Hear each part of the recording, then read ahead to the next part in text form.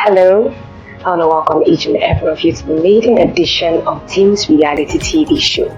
I am your host, Pastor Udo. Our vision is to create a new brand of teenagers who can get to understand who they are, who they were created to be by God, and helping them navigate this life easily by His help. It is so important.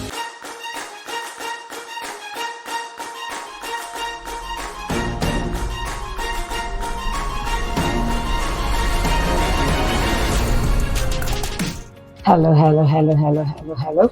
I want to welcome each and every one of you once again to a brand new episode of Teens Reality on our YouTube channel, Life Changers Touch TV. I'm so certain you've been having a wonderful time tuning in to partake and listen to what we have to discuss regularly. I am your host, Pastor Udo Nwobi. So I encourage you to join us today as we look into an exciting new aspect of the current issues that are faced by our teenagers that need to be addressed. Remember, I've been urging you, we cannot be silent, whether you're a teenager or not. Remember, this program is still for you. It has a lot of value to add. It will open your eyes to a lot of realities. We've been trying to bring to you understanding the importance of monitoring and observing what is happening in the teenagers and the kids around you. Because many times they might be too scared to speak up. Many times it feels like as if they are dealing with the situation all by themselves and they're just hoping against hope that somebody will observe, somebody will notice, you understand, take notice of what they are going through and help them fight it. We've been seeing a lot of these Epstein files being released, and we see a lot of kids that were exploited, manipulated, kidnapped, you understand, and used against their own will. These were kids, for crying out loud, of varying ages, from some as young as 6 to 7, encouraged to engage in practices that are not natural. And I watched one in particular that was very disturbing about a young man who said he was forced to drink blood. Imagine that kind of child drinking human blood. And this is what is happening. If you do not observe, if you do not speak up, you keep silent, and you see you're trying to keep yourself or you're trying to mind your business, there is a teenager out there that is crying out for help, crying out to be rescued. So as I always tell you, this program is not just for teens alone. It's for adults.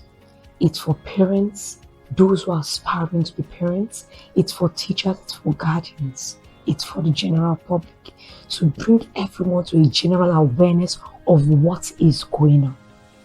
The Bible describes the enemy, that is the devil, as a lion that goes about seeking whom to devour. The devil is not taking any chances on trying to see that he can corrupt and destroy as many people as possible. So he starts with them very young. If you can get the grip on them right there in their teenage years, he feels like he has gotten them forever. So we counter it by standing first of all in the place of faith in the Lord Most High. From the place of faith, and then backed with knowledge, the word of God, how to handle such situations. We are spiritual beings. Many of you who think that nothing goes on behind the scenes are those of you who can become easily manipulated and deceived. These men who do evil things, who sometimes they have it all, they carry out so many diabolical practices. You saw it for some things that are being exposed at the different kinds of awards being won. You talk about blood rituals carried out, killings, child rituals. The Bible talks about the fact that there is life in the blood. Life in the blood. So many times you might tell yourself, oh, I just want to cover my eyes. If I don't know about it, if I pretend to ignore it, it will not touch me. That it has not touched you now does not mean it's not going to touch you sometime in the future, or touch someone you know or that is close to you. Because sometimes until it hits home, we don't sit up and take notice of it. And we have to. We have to sit up and take notice of it. We cannot afford to stay silent any longer and hope for all of it to roll over. Because the pedophiles, these predators, they are not coming down. They have refined their techniques. They have begun to advance their strategy. But one thing is certain, they have a common storyline. Because the video we're going to be watching today is going to be revealing 10 simple things that groomers usually see when they're trying to get kids on board. When they're trying to manipulate them and get them into accepting this kind of manipulative control over their lives. So right now, I want us to watch the video. When we do watch the video, we're going to take our time to listen in and explore each of those 10 statements are made and how harmful they really are. They look seemingly innocent, but when you begin to look deeper, you understand where the real danger lies. Watch this video together with us right now. Hi everybody, Lori Fulbright here. I've been a crime reporter for nearly 34 years and unfortunately in that time have covered so many sex predator cases.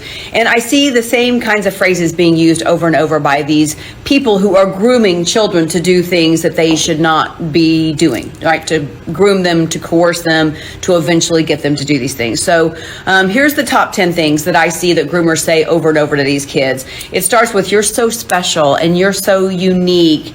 And then it goes to, you're more mature than the other kids of your age. And then it becomes, I really feel like I know you better than your parents. Like your parents don't understand and appreciate you and they don't realize how mature that you are. And then it goes to, I really like you. I miss you when you're not around. We have school teachers who are texting kids through Instagram. I miss you when you're not in my class. You're my favorite student. I really like you. And then of course it goes to, I love you. And then it goes to, it's okay. This relationship is okay because we're different. You're special and I'm special. It's not like all the other relationships that we hear out there between adults and children.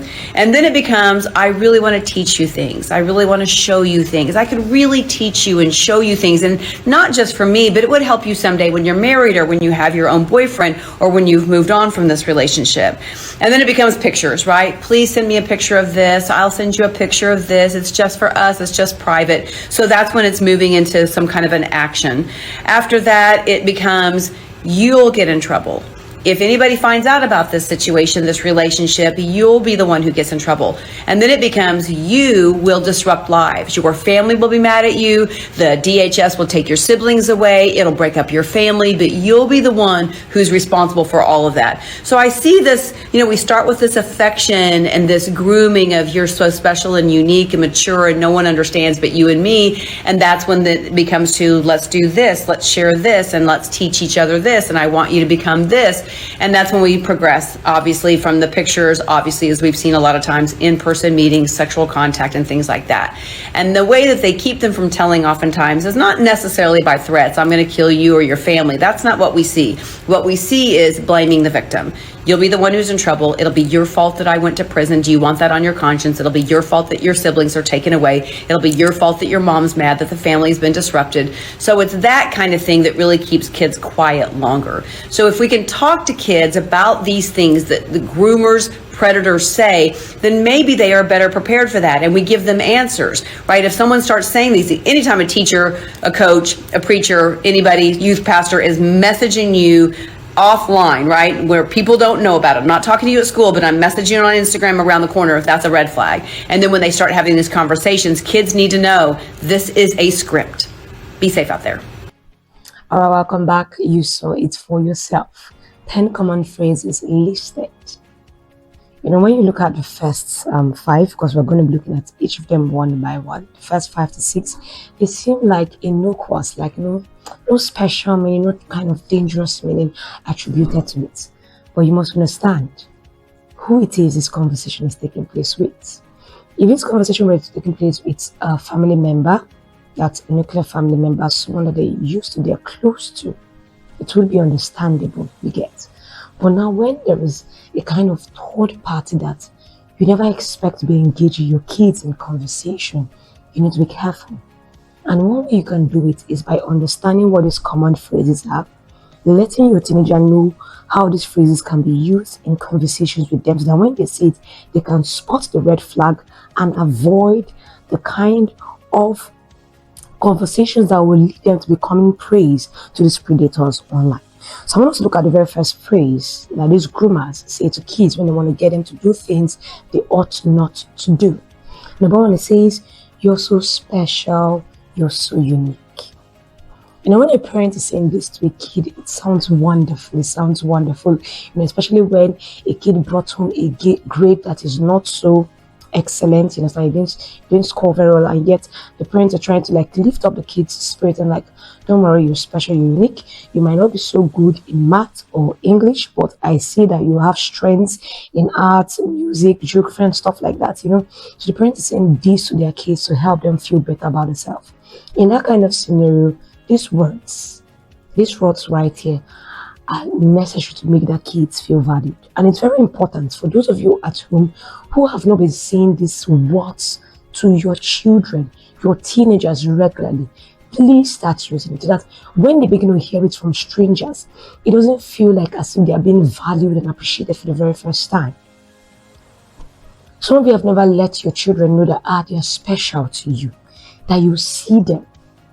They are not just answering the title of, okay, you're my kid. You're helping them realize that there is so much more to them, and that you are willing to be there to help them discover their full potential. So now, you need to make the kids understand this. When a random stranger, like when that video explained to us, like whether it's a teacher, a coach, you understand, a preacher, youth pastor, anybody at all, who is having conversations with your child that they are not bold to have in the open. They are chatting them, they're messaging them offline, they're having long conversations with them that just goes beyond the bounds of what they're supposed to be discussing. Then please, right there is a red flag. So you need to let your kids know. If your coach is discussing something with you other than what they are supposed to be discussing with you, please, that makes them feel uncomfortable. They has to talk perhaps about their body, their relationships and stuff like that. No, it's an absolute no. So when you see someone, a teacher beginning to tell you, oh, you're so special, you're so unique, you understand, chatting with you offline. And now, this teacher is not seeing it from a perspective of the fact that, okay, I see the fact that you're very gifted or talented, and I want to help you become the best. And that's a different scenario entirely. If it is not from this perspective, you have to get your teenagers aware that people out there can use this phrase. So they must understand, especially when it's a random stranger. Many times on this platform, like when we saw in our last episode of that 13-year-old boy that was engaged in playing that game and was chatted up by who he thought was a 16-year-old friend. He might have started out simply like this, oh, I like your gaming style, you seem to be so good, I like to partner with you and we play these games together and stuff like that. It seems harmless at first, but they must be careful. They must not be too trusting. If they are not comfortable, encourage your kids to come share with you that this is what has been happening, this is who has approached me recently, and this is what they are saying. All right, number 2, it says, see this very statement now, you are mature compared to other kids your age. Imagine a kid who is being told at home all the time, you're too young to do this, you have a curfew, you're not allowed to do this, do that, you're too small, you're too young. And now begins to hear this kind of statement, oh, you're mature compared to the kids your age, I like the way you think, I like the way you reason. And they begin to feel like, finally somebody is hearing me, finally somebody is seeing for the fact that, oh, I'm 13 right now, I'm 14, I cannot be put down to doing what 10-year-olds are doing. I need to have better permission or access to other things I didn't have access to before. And you don't realize that this is just a line. It's just like when people say, people that want to enter into a relationship and they have common phrases they use that make either party susceptible to accepting the interest or the interest shown to them by that person. So you're so much more mature compared to other kids your age. The question you have to ask when someone makes this kind of statement, how many kids my age have you met? It will have to be very telling. You have to ask them, who are you? How do you know? Because if supposedly you're a kid my age, how are you able to judge that I'm so much more mature? Really? Do you understand? And now they're trying to get you to think like, okay, we cannot begin to do deeper things, bigger things. Don't let anybody tell you what to do or what not to do. Remember, the idea of these groomers is to get you into a state where they have worked on your psyche. They have made you come to depend upon them for compliments, for approval. They've made you feel like without them valuing you, appreciating you, no one else can. So you become highly dependent on them. So that at the time they begin to suggest for you to do wrong things, you're so involved already. You're so committed.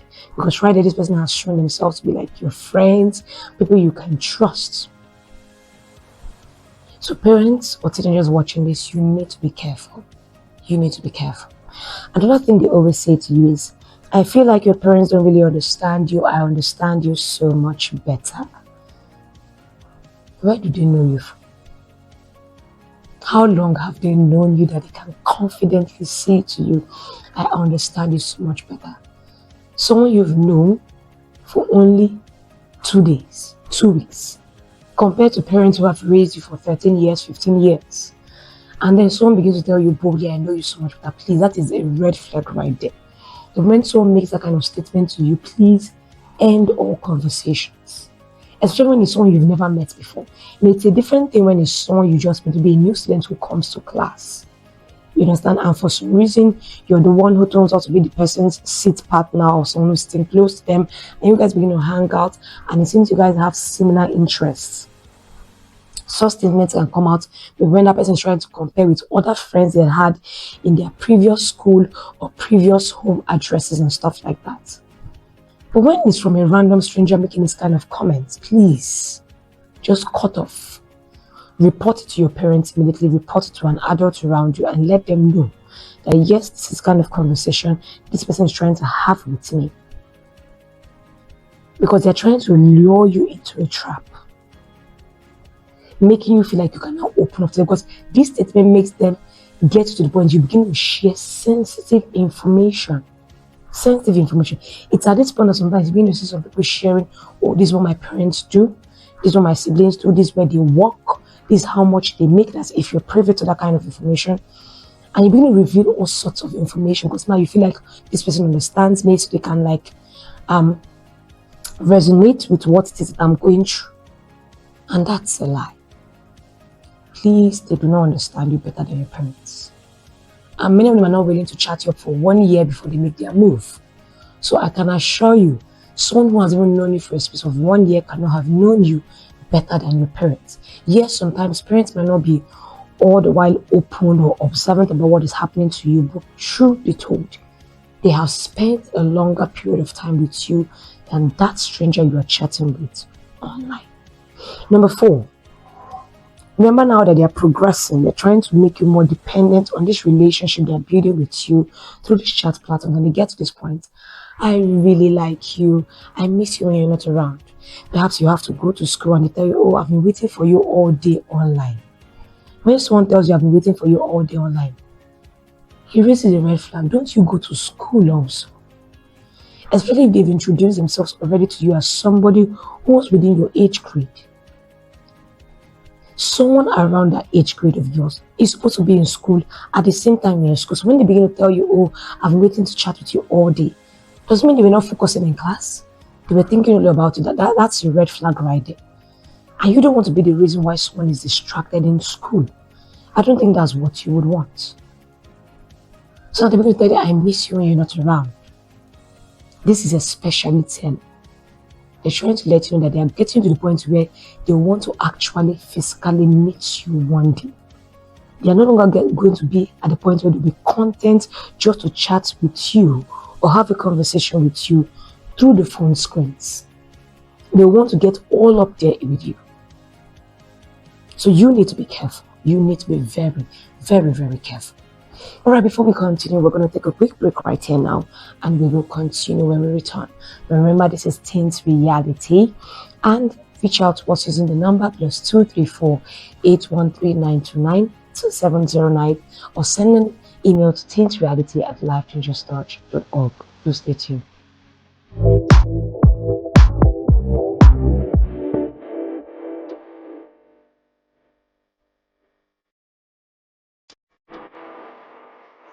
Hello, I want to welcome each and every of you to the maiden edition of Teens Reality TV show. I am your host, Pastor Udo. Our vision is to create a new brand of teenagers who can get to understand who they are, who they were created to be by God, and helping them navigate this life easily by His help. It is so important. All right, welcome back from that quick break. Thank you for staying tuned. So we're still on the fourth thing, one of the fourth common phrase that groomers say to kids. And they're like, I really like you. I miss you when you're not around. When they're like, I really, really like you, they're trying to make you feel like, oh, I've gotten to the point where you have become important to me. You know, that's why I made that statement earlier when we were looking at the very first point about you're so special, you're so unique. And like, please, parents, make it a habit to tell these things to your kids, so that when they hear it from other persons, it will not sound strange and so thrilling to them, so exciting, like they never heard such before, and they're all about, oh, I want to keep hearing this. You know, I always tell people, just imagine, I remember watching a video, and you know, babies, when they are born, they have to take only like maybe breast milk and Cerelac and formula and stuff like that, until they get to the point where other liquid food, semi-solid food is introduced. And I was watching a video where a baby was having the very first taste of pizza, ice cream, and some other kind of treats. And there was a video literally of one baby, like, he closed his eyes, or like, wow, like, in that little world of his, like, where has this been all the while? Why has mom not given this me? And that child had not got to the point where they could actually say these things, but you could imagine that's what this child was thinking. Where has this been? There was one who actually had to like grab the hand of the parent that was feeding him or her and try to like keep the hand there, like, oh, don't take this away from this kind of pleasure. So when you have kids who have not been made to feel valued and have a kind of high, good level of self-esteem from their home, they begin to seek for it somewhere else. And it becomes so easy, so easy to accept it from random strangers who are willing to throw it out there because they know they have an agenda to get that child to trust them. So when they begin to tell that child to do kind of strange things, the child is not hesitant to do so. Instead, the child is willing, like, he likes me, she likes me, I should be willing to do this for them also. It's a way of showing my own likeness or fondness for them. Then we gravitate or graduate into the next common phrase, what we call the icebreaker. If at this point the teenager was still hesitant, they hear this next three words and they melt. Number 5, we hear, I love you. I love you. So many of them hear this phrase. We're in this season where Valentine was just celebrated. You understand? It was just celebrated. And a lot of you were like, I want to be someone's Valentine. I want someone to be my Valentine. I want to share love with someone. Because these days, kids don't wait till they become adults to start dating. They start so young. So young. And many of you as parents who encourage this, you tell yourself, oh, they're just exploring, they're just young. Please. When you make them feel it is normal to begin to accept this kind of relationship from a young age, it might not be a red flag to them when they begin to hear it from a random stranger they are chatting with online. They will think it is normal, and it is not. Someone telling them I love you, you've never met me. You don't know everything about me. How do you get to loving me that way? You've not seen every side to me. I've not seen every side to you. You understand? Because when you get to the word love, it's deeper than liking. It's far deeper. It's a statement of commitment that, oh, we want us now to get into a special relationship with each other. Which leads us now to point 6. It says, it's okay. This relationship is okay. You are special and I'm special. We don't need to tell others about it. It's just between me and you. We don't need to invite other people into this our wonderful secretive relationship. And when someone is unwilling to allow you disclose the nature of a relationship to your parents, to your guardians, please, that is something you ought not to accept as a teenager. At that point, you are called to speak out immediately and address the situation. bring in an adult and tell them this is what has been happening. He or she has been telling me this, and now they're telling me it's okay for us to have this kind of relationship. Because at this point, remember, I made mention of when someone tells you, I missed you all day, I've been waiting for you to come online, and it begins to reveal to you that this person is not necessarily in your age grade. It begins to listen that this is someone who is much, much older than I am. And when they begin to tell you this relationship is okay between us in secret, we don't have to tell other people, you're going to stop right there and say, no, it's not okay. I know I'm special. You might be special also, but we don't need to be two special people in this kind of secretive relationship where nobody is allowed to be aware about it. Is someone trying to tell you that henceforth, whatever we say should not be disclosed to other parties? And this is coming from someone you've never met. You've perhaps never even carried out an audio conversation with. It's just been maybe chats. And remember these days, because of AI and stuff like that, voices can be changed. A random person's voice can be taken off of the internet and cloned. And you think you're actually chatting with someone who is younger, but it's actually an older adult, whether male or female. I've made mention of the fact that it's not only teenage girls that are targeted on these platforms, teenage boys also are targeted. You can have predators as females also. They don't need to be males only. You have female pedophiles. You have them. So parents, teenagers watching today, I hope I've been able to bring to your understanding the kind of danger your kids can be exposed to if you don't take preventive measures beforehand to ensure that they are not taken in unawares. Enlighten them, educate them, let them know the danger out there that they can be easily susceptible to if they are not prepared beforehand. We still have some other phrases that we're going to be discussing when we come back on our next episode. But I want to urge you right there, take out time to reflect on the different phrases that we have addressed today. And take time, quality time with your teenager this weekend to discuss with them. Have them when they come home from school, they're done with their schoolwork, have a family time with them and let them know this is what has been happening. I want to see that this has not been, because in fact, you should ask questions first of all. Has anybody been chatting with you in this kind of line? Have they been saying this kind of things to you? Has anyone been telling you, you need to tell me you're having this kind of conversations with them? That this has been happening to them. They need to check it. You can even ask them to give their devices and go through it for yourself. At that moment, you can really check for yourself what exactly has been happening. Remember, you're the parent, they are the child. Don't let them blackmail you, like emotionally, into thinking you have no right to supervise them. You're free. You're allowed. Better safe than sorry. Alright, thank you to every one of you who stayed tuned to the end of today's episode. I have enjoyed your comments. I've enjoyed every one of you who have been sending us videos, because notice that for this year we've been using a lot more videos for every one of our episodes. These are those who have been telling us these are issues that are particular to them, and in order not to expose their identity, we've gone online and used videos that try to address this issue specifically so we can address what it is they are facing. So please feel free to share with us on the number +234 813 929 2708, or send an email to teensreality@lifechangestorch.org. We will listen to you and discuss that issue as quickly as possible. Thank you for staying tuned. Till we come your way, same time. I remain your lovely host, Pastor Odumobi.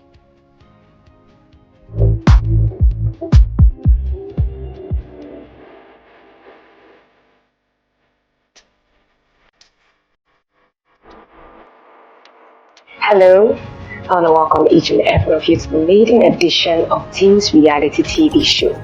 I am your host, Pastor Udo. Our vision is to create a new brand of teenagers who can get to understand who they are, who they were created to be by God, and helping them navigate this life easily by His help.